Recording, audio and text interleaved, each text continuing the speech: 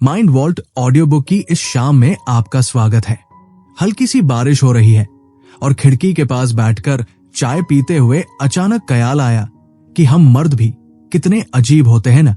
बाहर से एकदम सख्त, जैसे कोई पुरानी मजबूत दीवार जिसे कोई हिला न सके, पर अंदर कभी कभी वो छोटा बच्चा बैठा होता है जिसे समझ ही नहीं आता कि वो क्या महसूस कर रहा है। आज की ये कहानी राहुल की है, पर शायद ये कहानी मेरी और आपकी भी है। राहुल अपने छोटे बेटे अयान को देख रहा था, जो पार्क में एक कोने में बैठा मिट्टी से घर बना रहा था। तभी अचानक एक दूसरे लड़के ने दौड़ते हुए अयान का बनाया हुआ वो घर तोड़ दिया। अयान की आंखों में आंसू आ गए, उसके होंठ कांपने लगे, लेकिन उसने रोया नहीं। उसने अपनी नन्ही मुट्ठियों को जोर से भींचा और चुपचाप खड़ा हो गया। राहुल ने दूर से ये सब देखा और उसके सीने में एक अजीब सी टीस उठी। उसे अपना बचपन याद आ गया, जब उसे सिखाया गया था कि लड़के रोते नहीं हैं और मजबूत बनो। उसे लगा जैसे अयान भी वही नकाब पहनना सीख रहा है जो उसने बरसों से पहना हुआ है। हम अक्सर अपने बेटों को फिजिकली और मेंटली स्ट्रांग बनाने के चक्कर में उनके जज्बातों पर ताला लगा देते हैं। हमें लगता है कि अगर वो गुस्सा दिखा रहा है तो वो लड़का है, पर अगर वो दुखी है तो वो कमजोर है। पर क्या सच में जज्बातों को दबाना मजबूती है? राहुल को अपनी आंटी याद आई, जिन्हें वो प्यार से मां कहते थे। उनके घर का माहौल बड़ा अलग था, जहां बहुत सारे बच्चे एक साथ पले बढ़े। वहां एक सख्त नियम था, कभी हाथ नहीं उठाना और कभी बदला लेने के लिए हिंसा का सहारा नहीं लेना। उस समय राहुल को लगता था कि ये नियम कितने अनफेयर है। उसे अपनी भड़ास निकालने का मौका क्यों नहीं मिलता? पर धीरे धीरे उसे समझ आया कि वो नियम उसे समाज के कायदों के लिए तैयार कर रहे थे। वो मजबूत दीवार दरअसल उसे संयम सिखा रही थी। राहुल ने अयान के पास जाकर उसका हाथ पकड़ा और उसे पास बिठाया। उसने अयान से ये नहीं कहा कि छोड़ो यार, रोते नहीं है, बल्कि उसने अयान की आंखों में झांका। उसे महसूस हुआ कि अयान सिर्फ गुस्से में नहीं था, वो निराश था। उसे बुरा लगा था कि उसकी मेहनत बर्बाद हो गई। जज्बातों की ये जो समझ है, जिसे हम इमोशनल इंटेलिजेंस कहते हैं, ये कोई किताबी ज्ञान नहीं है। ये तो वो बुनियाद है जिस पर एक मजबूत इंसान खड़ा होता है। राहुल ने सोचा कि हम अक्सर बच्चों को गिनती और वर्णमाला सिखाने में इतने मसरूफ हो जाते हैं कि ये सिखाना भूल जाते हैं कि जब मन के अंदर कोई तूफान उठे तो उसका नाम क्या है। अयान के उस छोटे से चेहरे पर जो उलझन थी, उसे सुलझाने के लिए राहुल को खुद भी तो समझना था कि वो क्या महसूस कर रहा है। क्या हम वाकई जानते हैं कि हम कब डरे हुए होते हैं और कब बस चिड़चिड़े? अक्सर गुस्सा सबसे आसान रास्ता लगता है, क्योंकि वो मर्दानी भावना मानी जाती है, पर उसके पीछे छिपे डर या दुख को पहचानना असली बहादुरी है। राहुल को याद आया कि पढ़ाई लिखाई में भी सिर्फ आईक्यू काम नहीं आता। असली कामयाबी तो उन बच्चों को मिलती है जो अपनी बोरियत को संभालना जानते हैं, जो परीक्षा के तनाव में घबराते नहीं बल्कि खुद को शांत करना जानते हैं। ये जो छोटे छोटे पल होते हैं, पार्क में खिलौने के लिए लड़ाई होना या किसी दोस्त का बात न करना, यही वो जगहें जहां जज्बातों की ट्रेनिंग होती है। राहुल ने अयान से कहा, बेटा बुरा लगा ना? अयान ने बस सर हिलाया। राहुल ने उसे समझाया कि ये जो उसे महसूस हो रहा है, इसका एक नाम है। इसे हम फ्रस्ट्रेशन कह सकते हैं। जब हम किसी भावना को नाम दे देते हैं तो वो थोड़ी कम डरावनी लगने लगती है, जैसे अंधेरे कमरे में लाइट जला दी हो। हम अक्सर अपने बेटों को एक सांचे में ढालने की कोशिश करते हैं, जैसे वो कोई बेजान चीज हो, पर बच्चे तो वो बीज हैं जिन्हें बस सही धूप और पानी की जरूरत होती है ताकि वो खुद को अनफोल्ड कर सके। राहुल को एहसास हुआ कि अयान को एक प्रोवाइडर या प्रोटेक्टर बनाने से पहले उसे एक परसीवर बनाना जरूरी है। ऐसा इंसान जो दूसरों के दर्द को महसूस कर सके और अपने खुद के जज्बातों के साथ ईमानदारी से रह सके। ये रास्ता आसान नहीं है, क्योंकि समाज हमें हर कदम पर टोकेगा। लोग कहेंगे कि तुम अपने बेटे को सॉफ्ट बना रहे हो। पर राहुल जानता था कि जो इंसान अपने आंसुओं से नहीं डरता, वो दुनिया के किसी भी तूफान का सामना कर सकता है। जज्बातों को काबू में रखने का मतलब उन्हें दबाना नहीं है, बल्कि उन्हें सही दिशा देना है। जैसे बिजली को अगर सही तरीके से तार में दौड़ाया जाए तो वो घर रोशन करती है, वरना वो सिर्फ झटका देती है। राहुल ने तय किया कि वो अयान के लिए सिर्फ एक पिता नहीं, बल्कि एक इमोशनल कोच बनेगा। वो उसे सिखाएगा कि गुस्सा आने पर दीवार पर मुक्का मारना आसान है, लेकिन गहरी सांस लेकर ये सोचना कि मुझे बुरा क्यों लगा असली ताकत है।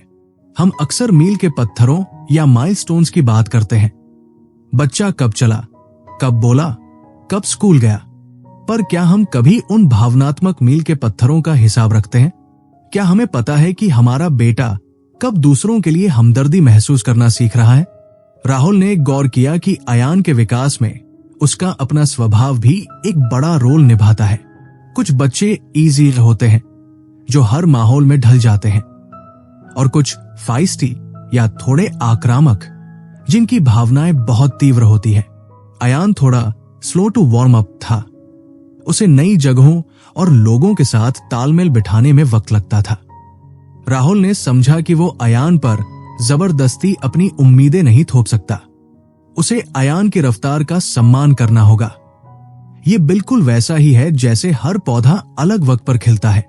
राहुल को याद आया कि बचपन में जब वो गुस्से में किसी पर चिल्लाता था तो उसे सजा मिलती थी, पर किसी ने ये नहीं पूछा कि तुम्हें ऐसा क्यों लगा। सजा अक्सर हमें चालाक बना देती है, समझदार नहीं। हम बस ये सीखने लगते हैं कि अगली बार पकड़े कैसे नहीं जाना है।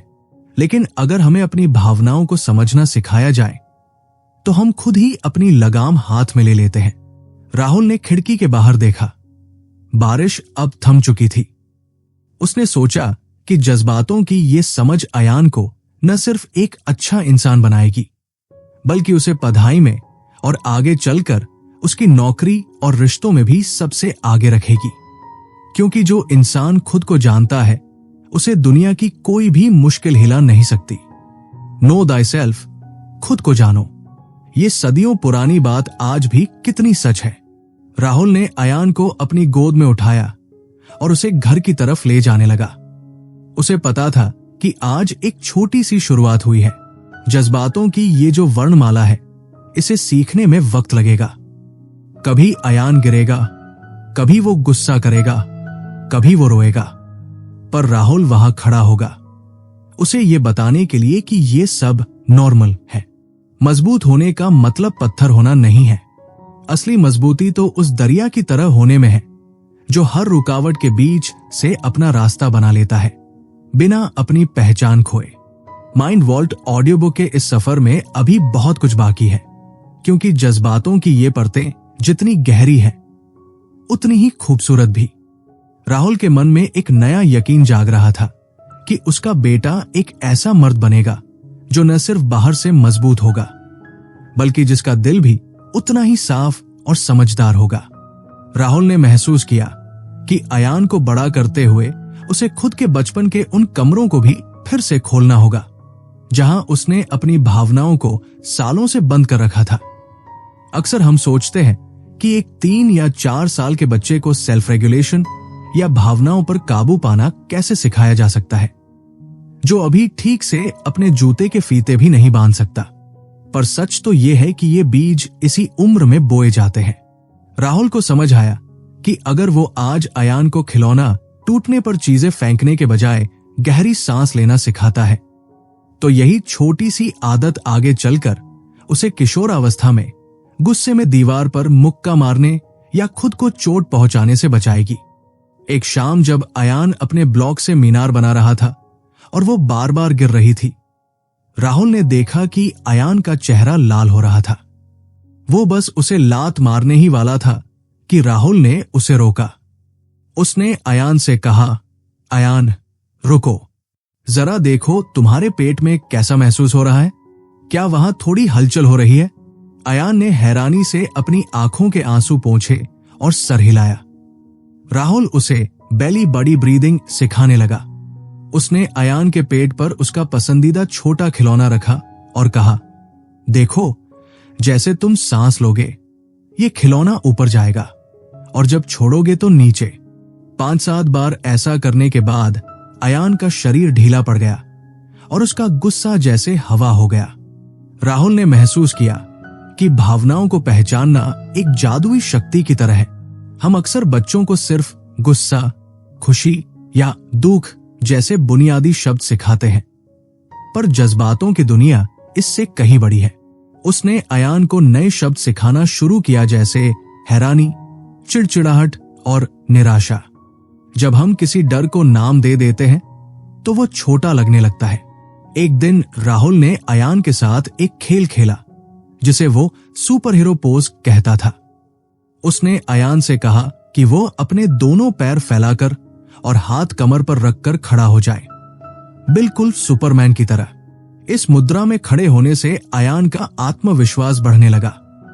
फिर उन्होंने अपनी स्पाइडी सेंसेस का इस्तेमाल किया।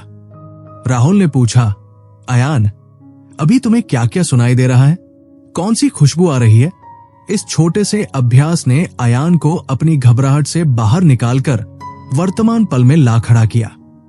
राहुल को याद आया कि उसे अक्सर सिखाया गया था कि हर काम परफेक्ट होना चाहिए, पर इस परफेक्शनिज्म के जाल में फंसकर वो अक्सर नई चीजें आजमाने से डरने लगा था, क्योंकि उसे हारने से नफरत थी। उसने तय किया कि वो अयान को ग्रोथ माइंडसेट की ताकत सिखाएगा। उसने अयान की डिक्शनरी में एक छोटा सा शब्द जोड़ दिया, अभी या येट। जब अयान कहता, पापा, मुझे साइकिल चलानी नहीं आती, तो राहुल धीरे से कहता, अभी नहीं आती बेटा, अभ्यास से आ जाएगी। इस एक शब्द ने अयान के दिमाग में ये बात बिठा दी कि असफलता अंत नहीं है, बल्कि कामयाबी का एक रास्ता है। घर में राहुल ने एक काम डाउन बॉक्स बनाया जिसमें अयान की पसंद की कुछ चीजें थी, जैसे रंगीन पेंसिलें, एक कहानी की किताब और कुछ रबर के खिलौने। जब भी अयान को लगता कि उसके जज्बात उसके काबू से बाहर जा रहे हैं, वो उस बक्से के पास जाकर अपनी पसंद की चीज चुन सकता था। राहुल ने खुद भी अपनी भावनाओं के बारे में खुलकर बात करना शुरू किया। अगर वो काम से थककर घर आता और चिड़चिड़ा महसूस करता, तो वो अयान से कहता, बेटा, आज पापा थोड़े थके हुए और परेशान हैं, मुझे शांत होने के लिए 10 मिनट चाहिए। इससे अयान ने सीखा कि बड़े भी जज्बाती होते हैं और उन्हें संभालना मुमकिन है। राहुल ने समझा कि अनुशासन का मतलब सजा देना नहीं, बल्कि सही रास्ता दिखाना है। उसने घर के कुछ नियम तय किए, जैसे रात को सोने से पहले खिलौने समेटना। लेकिन इन नियमों को थोपने के बजाय उसने अयान को भी फैसले लेने में शामिल किया। उसने अयान से पूछा, अगर हम खिलौने नहीं समेटेंगे तो कल सुबह क्या होगा? अयान ने खुद कहा, शायद हमें अपना पसंदीदा खिलौना नहीं मिलेगा या कोई उस पर गिर जाएगा। जब अयान ने खुद परिणाम तय किए तो वो उन नियमों का पालन ज्यादा जिम्मेदारी से करने लगा। एक पिता के तौर पर राहुल का ये सफर उसे खुद भी बदल रहा था। उसने सीखा कि अयान को एक मजबूत मर्द बनाने का मतलब उसे भावनाओं से रहित करना नहीं, बल्कि उसे अपने जज्बातों का मालिक बनाना है। उसे एहसास हुआ कि जब वो अयान की बात पूरी तवज्जो से सुनता है, बिना उसे बीच में टोके या सीधे समाधान दिए, तो अयान को महसूस होता है कि उसकी भावनाएं मायने रखती है। यही वो इमोशनल ब्रिज था जो उन दोनों के बीच एक गहरा रिश्ता बना रहा था। राहुल को अब अयान की आंखों में वो डर नहीं, बल्कि एक समझदारी भरी चमक दिखने लगी थी, जैसे वो धीरे धीरे खुद को जानना शुरू कर रहा हो। राहुल को अब समझ आ रहा था कि एक बच्चे का जज्बाती विकास सिर्फ उसके अकेले का सफर नहीं है। जैसे जैसे अयान बड़ा हो रहा था, उसके सामने अब दूसरों के साथ जुड़ने की चुनौती आ रही थी। राहुल ने गौर किया कि छोटे बच्चे स्वभाव से थोड़े आत्म केंद्रित होते हैं। उन्हें लगता है कि दुनिया उनके इर्द गिर्द घूमती है, पर यही वो उम्र है जहां सहानुभूति या एम्पैथी का बीज बोया जा सकता है। सहानुभूति का मतलब सिर्फ ये नहीं कि हम किसी के लिए बुरा महसूस करें, बल्कि ये है कि हम खुद को दूसरे की जगह रखकर देख सकें। एक दोपहर राहुल ने देखा कि पार्क में अयान का एक दोस्त गिर गया और उसे चोट लग गई।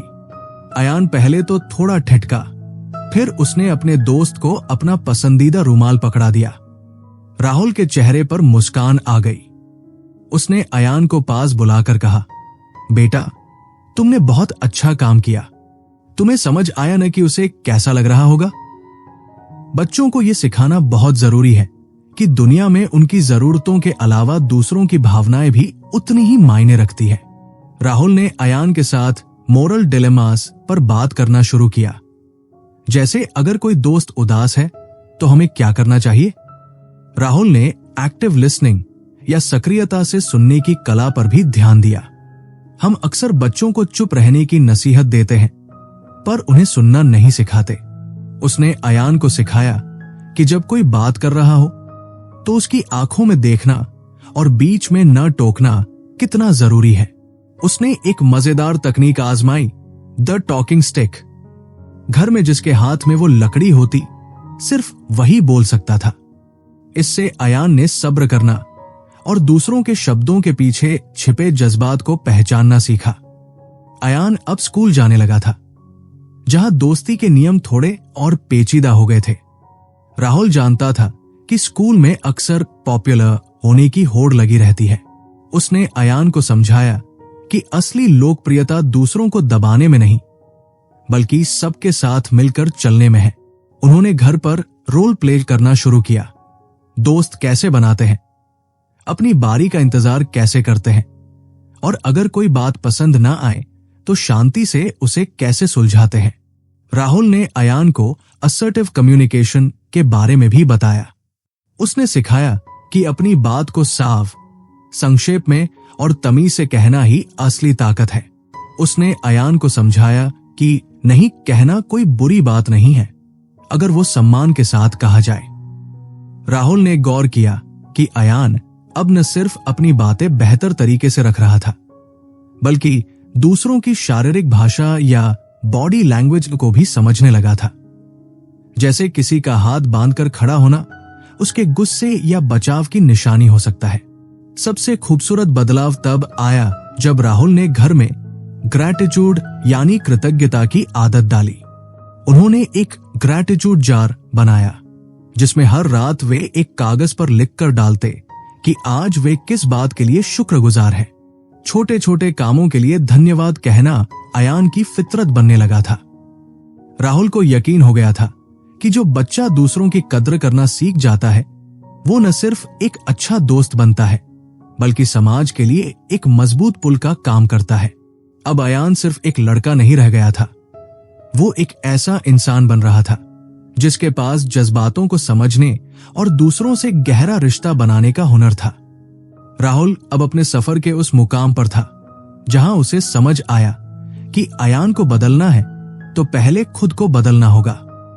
हम अक्सर बच्चों को उपदेश देते हैं, पर वे हमारे शब्दों से ज्यादा हमारे कामों को देखते हैं। राहुल को एहसास हुआ कि वो अयान के लिए एक 21वीं सेंचुरी इमोशनल कोच की भूमिका में है। उसे अपनी पुरानी परवरिश के उन तरीकों को पीछे छोड़ना था, जहां बड़ों की बात पत्थर की लकीर होती थी और बच्चों को अपनी राय देने का हक नहीं था। उसे अपनी भावनाओं पर काबू रखना सीखना था, ताकि वो अयान के सामने एक सही उदाहरण पेश कर सके।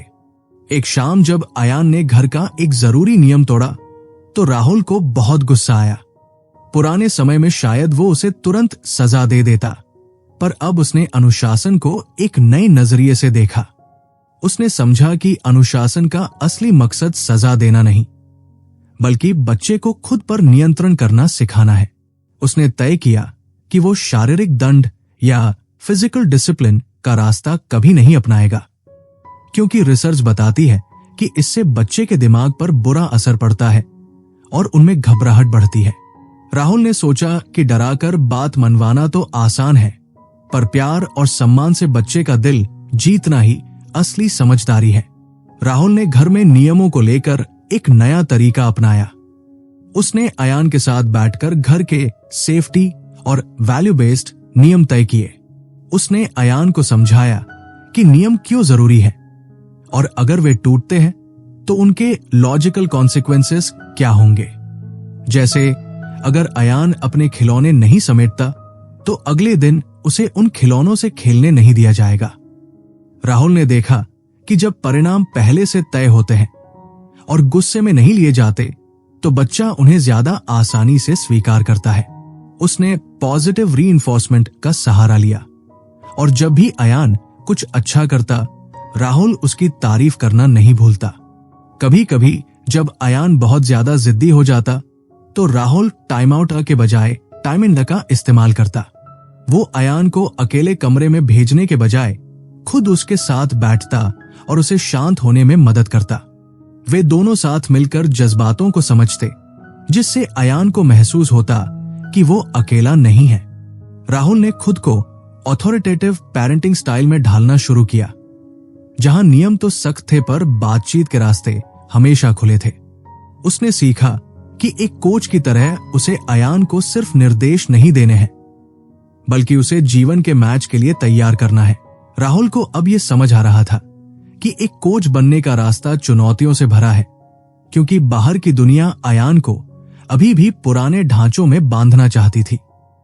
अक्सर समाज में ये माचो छवि बेची जाती है कि मर्द कभी रोते नहीं, वे सख्त और खामोश होते हैं।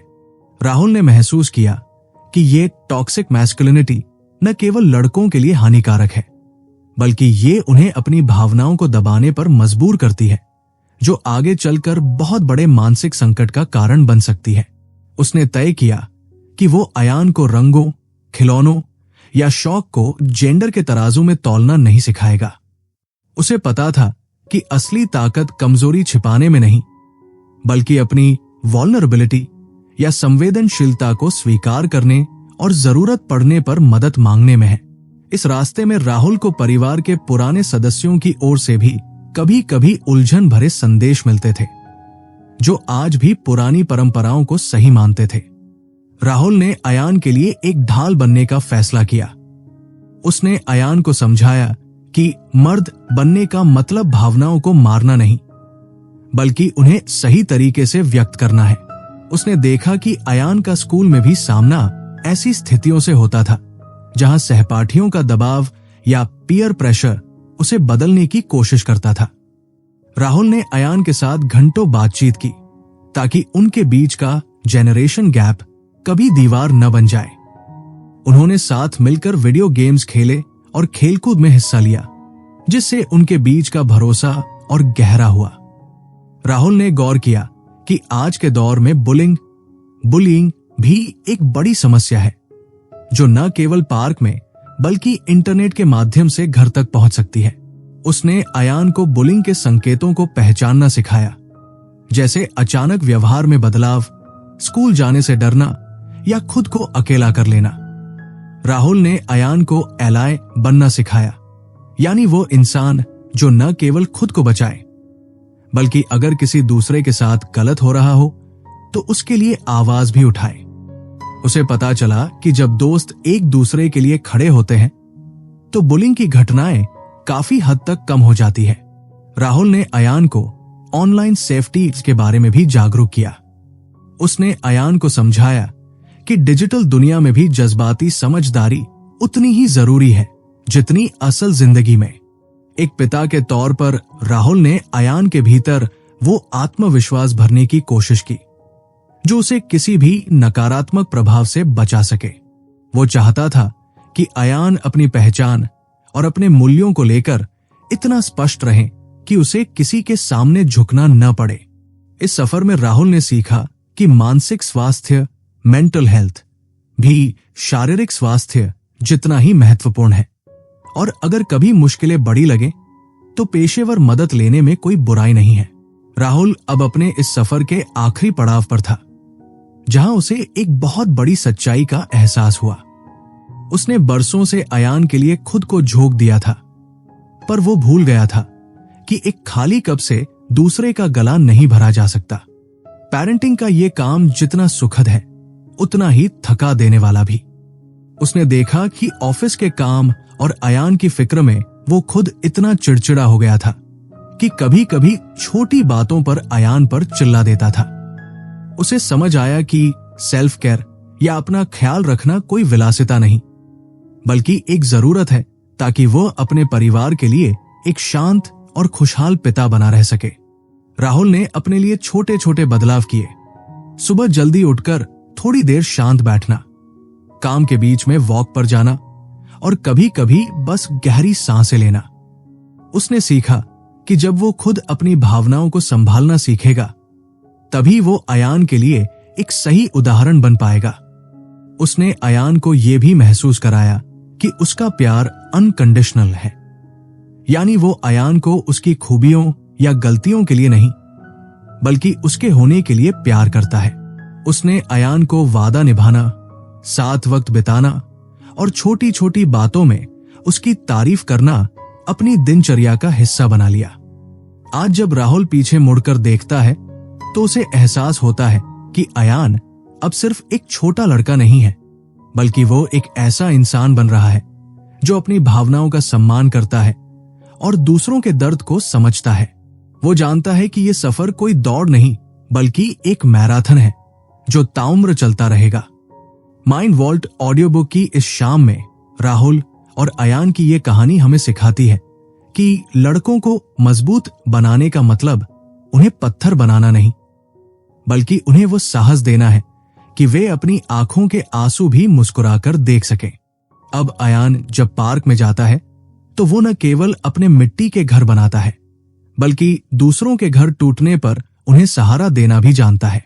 राहुल को अब यकीन है कि उसने अपने बेटे को वो सबसे कीमती तोहफा दिया है जो दुनिया का कोई भी स्कूल नहीं दे सकता, खुद को जानने और दूसरों से प्यार करने की शक्ति।